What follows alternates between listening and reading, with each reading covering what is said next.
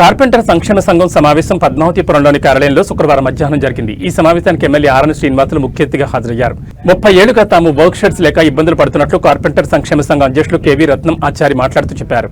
అలాగే వలస కార్మికులను వ్యాపారాలు తీసుకొచ్చి తమకు గిట్టుబాటు ధర లేకుండా చేస్తున్నారని ఆయన తెలిపారు. మరోవైపు టింబర్ డిపోలు అనుమతి లేకున్నా తలుపులు, కిటికీలు, ఇంటీరియర్ సామగ్రి తయారు చేసి తమ పొట్ట కొడుతున్నారని ఆయన చెప్పారు. కార్పెంటర్ల కోరిక మేరకు వర్క్ షెడ్స్ నిర్మించిస్తామని ఎమ్మెల్యే ఆరని శ్రీనివాసులు హామీ ఇచ్చారు.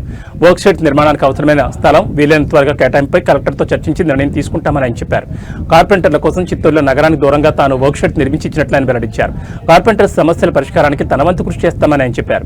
ఈ కార్యక్రమంలో సంక్షేమ సంఘం కార్యదర్శి కుప్తాచారి, కోశాధికారి దేవరాచారి తదితరులు పాల్గొన్నారు.